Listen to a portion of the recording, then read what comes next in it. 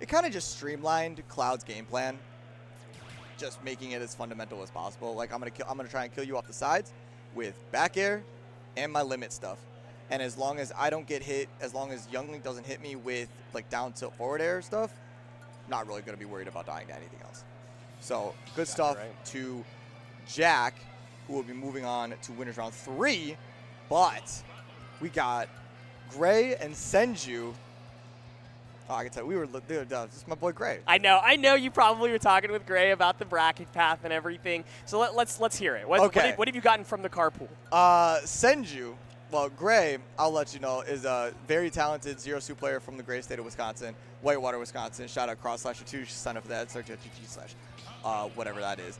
But Senju, you've been seeing it on the ad graphics between blocks. You see it. It's a sweet-ass graphic. And then Senju, super major app, says Illinois, but is St. Louis. Captain Falcon, that I don't know that much about, but I do know that Gray has been thinking about this set since we talked about it on the carpool up here, but I'm not going to give any insider knowledge. But what if they're not listening? Who cares? The audience wants to hear. What has Gray got planned? I thought he was gonna go Luigi, to be honest. And I'll be even more honest. We got distracted talking about something else before we could really get into the analysis of this matchup. I haven't seen my friends in a while, but I can watch this set and analyze it as we go along. You're running your sponsor, I believe, too, right? Yes. UP. Yep. We up, baby. Okay, back here, starting off edge guard right here. Very difficult to get off the ledge, too, against Captain Falcon. When you have ZSS, whose aerial speed is pretty good, but the acceleration takes a minute if you're starting from not running, essentially. So you can't jump past, and ZSS's reversal options off of ledge, not great, which is usually what eats up Captain Falcon. So it does wind up going over and over and over situations into Senju converting into the stock. Yeah, and that pressure with the down tilt, since that's such a horrible angle and now got to deal with an entire stock deficit. Captain Falcon is a character that I feel like is just the favorite combo character. Like outside of Donkey Kong, it's like that middle weight that you just love to combo so much, but that tech roll in, just bad. I hate bad. I like it sometimes, but in that case, it was just scary. Yeah, especially when you have Captain Falcon's up smash all ever looming. Yeah, you do always have to be careful with the spoon. This is a comically large spoon. There it is. We literally just said. We just said it. I can't deal with this, man. Your boy's getting bodied, man. My boys like that. Okay, it's a best of 5. It's a best of 5. It's a best of 5. For the first game, this is the FGC mantra. The first game is just information. And Captain Falcon is a character that will really run you over, and like barely get a chance to get any type of information out of the character or the player. A really good tech option there because it covers tech in place, it covers mistech, it covers roll away. Just about everything but get up attack and roll in. So that does convert a stock, which means that I feel like Gray has plenty of mental left in him. Yes, this is a momentum shifter that you kind of need right now, but you got to slow it down. You got to stop getting grabbed. Yeah. I know you don't really want to be in the air. Your ZSS, you want to be in the air, and Falcon can have a little bit of those scary anti-airs. Yuck. Forward smash is not the move. Yuck it's just yuck, man. Like, that move is so ugly. Okay, Zaire, that's a pretty one. Let's use that one more. I like that. It's a great approach tool. Granted, Captain Falcon does like to jump a lot, and that kind of does beat out falling Zaire, unless you're short hopping. That's it. That's a nice tech chase. Tech chasing twice now to take the stocks. I think we found a win condition. ZSS loves the tech chase. So does Captain Falcon, to be honest. And now, I was going to say it, but didn't really want to jinx anything. ZSS is sneaky good at racking up damage and taking stocks quickly. Crazy grab from max distance on Captain Falcon, a character that was steamrolling this entire game, and now Gray has the opportunity to make a massive comeback. It is in the process of it. 63% is not that much, but 127 against Captain Falcon, very, very scary on that platform. Now got to find a way to get down Senju, middle of the stage. ZSS, Gray? No, okay. It's safe, though. It's fairly safe. You have to catch the startup frames. You can't catch the end frames. This is the position you don't want to be in. Yes, that's the regrab. And you got baited so hard. Down B. Flip kick. That's ZSS special, baby. You got baited with the regrab. You tried to get that down tilt. Flip kick. That was crazy. The shortest range possible on the flip kick. to bury at the corner a Captain Falcon playing a little bit too aggressively instead of playing for a reliable ledge trap, and called out. Just as I was talking about ZSS not having good reversal options off ledge, Gray is making me look like an idiot. ZSS does not have good reversal options off ledge. I'm sticking by that. You're that was right. just smart. You're right. That was a horrible option. Like, that was, like, genuinely, like, a dumb It was the option. biggest brain. But it was all dumb. a bait. It was all a bait. He dropped ledge knowing. Whew. And I was like, we could zoom in on this nonchalant little dude. Just made a 3-stock comeback against Captain Falcon and made it look spicy. And you know why that worked out? I know we're still talking about Game 1, Game 2 is going on, but I have to talk about this because Gray, the entirety of Game 1, very conservative with the flip jumps, only using them when they had to, super far off stage, and so utilizing it at the very end because your opponent isn't expecting the option to steal away Game 1 from a 3-stock deficit is just beauty. Mm-hmm. And ZSS sneaks up on you. Like, can get a lot of damage, and I said it in the first game, and now we're going to have to see it in that second game because this is looking a lot. This is feeling very familiar. Yeah, it's feeling familiar in that Gray's getting bodied again. Mm-hmm. And, you know, Senju, to their credit, has an opportunity here. What do I do differently to not lose? That's how you lost. Actually, that's the exact opposite. I can't believe it worked twice. That was incredible. I mean, again, just a good option from Gray. I'm not blaming Senju at all. I think that you have to go for these aggressive options to ensure that Gray can't get back on stage and play ZSS's favorite game plan, neutral. Mm-hmm. And so forcing your way in is smart, and you don't expect ZSS to go for a reversal option. So Senju's playing a good game. Gray is just playing very smart. And so this is the type of place that Senju wants to live. Yeah, now that's another down tilt taking a stock, and Gray's got to be stay aware of those. It's such a good move for covering options, and now... okay.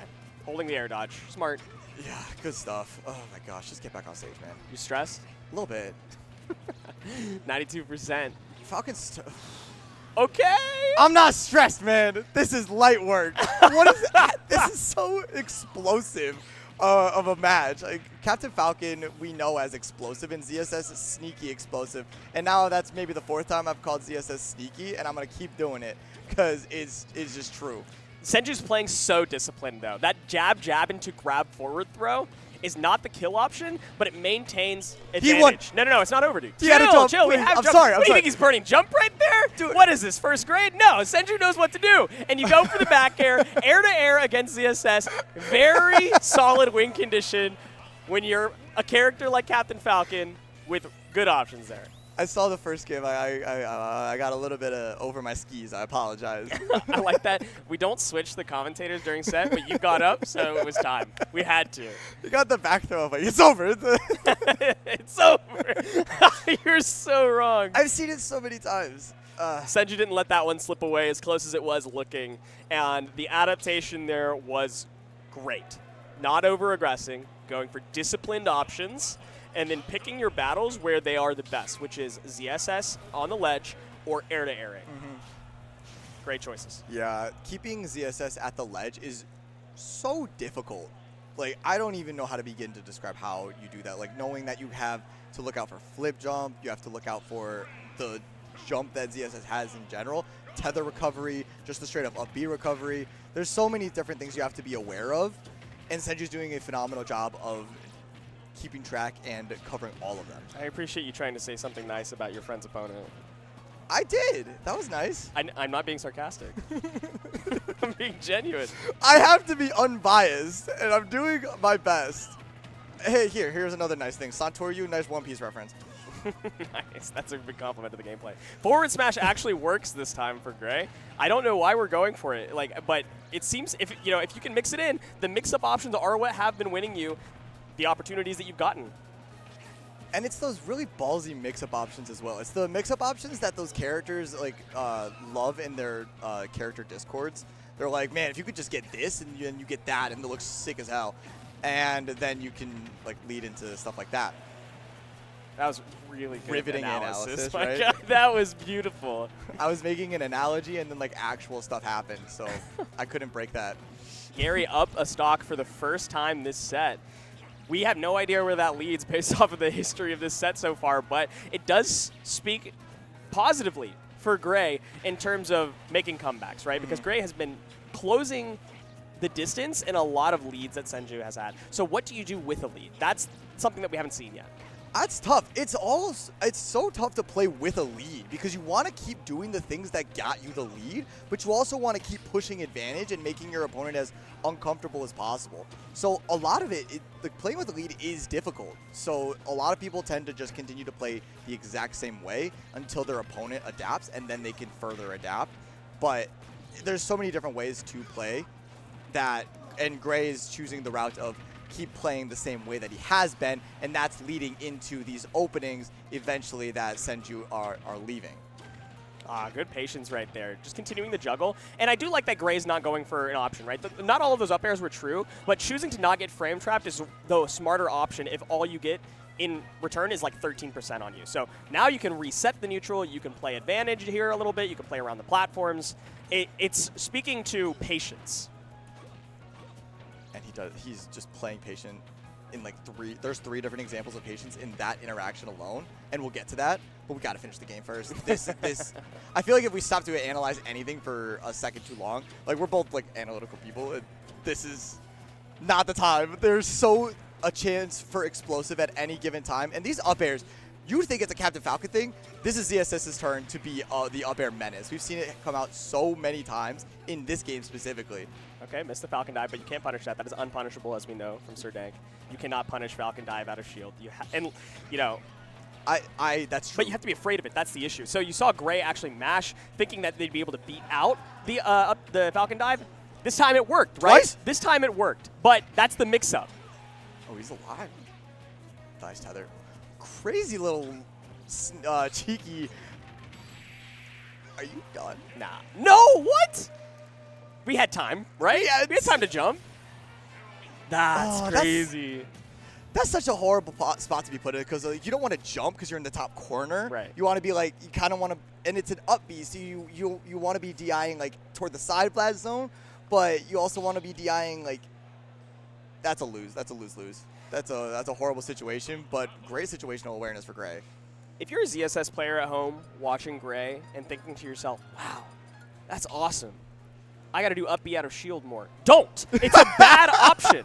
It's a bad option. But Gray finds the parries with the back airs from Senju not coming out at the right height, so they're not quite safe on parry. They're not quite safe enough on shield if you don't space it low enough to the ground, and if you don't space the distance out as well. So Gray, aptly choosing the right times to use that, has only missed like 1 of the 5 that have hit. But the option selection is the more important thing, kids at home. It's not just a good move. Yes. But it also looks cool, so do it all the time. Small battlefield, huh? Yeah, I like the choice. I think that this is the better choice for Captain Falcon. You get the 2 platforms that you know how to combo off of very reliably. You don't have that top platform for ZSS to flip jump to safely, and so you get to play a lot more frame trapping center stage. Man, why don't we do blocks more often? You just cover like stage selection so much easily, so easier. I have, man. Like I look at the stage and I'm like, cool. Yeah, small battlefield, huh? now you say it doesn't sound like a question as much. That's what we call a lead, so I don't have to talk. Kids, if you're at home watching Mochi commentate and you think to yourself, man, that's really great. It is. Ask your co-caster a question. Make them do the work. All right, let's get back to the game. Yeah, Nobody's watching to hear us talk about meta commentary. What are you talking about, man? Of course they are. That could have been a really good, that could have been an opportunity to do something stupid, like run up down smash. Right. But keeping discipline. Yeah, keeping Falcon uncomfortable is the best thing you could do to the character. That's a really apt analysis right there. It's really just about Captain Falcon loves to stay in the driver's seat, and whenever they're not in the driver's seat, they have all the speed and they have like decent aerial moves to approach with, and so making sure that Captain. Kids, if you're watching at home, no. If you're watching at home and you get sent straight up, DI in opposite, DI out. No, DI out. Yeah, but you want to keep Captain Falcon uncomfortable because then you get Captain Falcon going for tech options that aren't great as opposed to going for untrue combos, and then you can take stocks like Gray.